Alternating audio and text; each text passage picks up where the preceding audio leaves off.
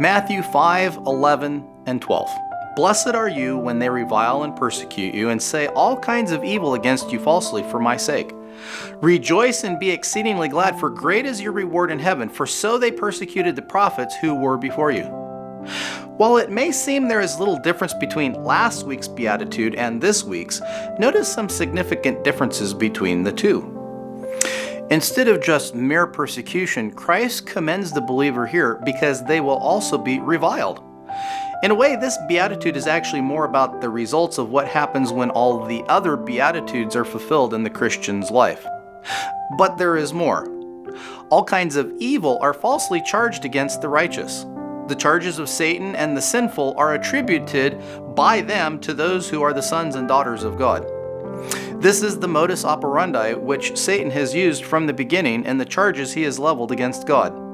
If Jesus was accused of being Beelzebub, then why would we think the false accusations would be any different against us?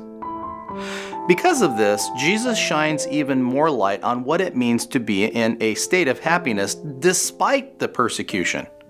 Like the story of creation, where the Creator said it was not just good, but very good on the final day of creating, so those who are blessed will do more than just rejoice. They will be exceedingly happy. This joy will burst forth and not just be contained in the heart, but will be seen in our outward expressions. Jesus promises a great reward in heaven, and while it may seem as if Jesus is encouraging works, this reward is far from it. After a lifetime of struggle against sin, the reward of being at peace for eternity will surpass any type of physical payment one could possibly imagine. Remember, we will be walking on streets of gold in a city which has foundations made of precious gems, so obviously earthly wealth is not the reward program being offered by Christ. I want to encourage you to study the Sermon on the Mount, and also the lives of the prophets. The stories will uplift and encourage you and leave you, as all Christians should be, happy as a follower of Christ. Maranatha.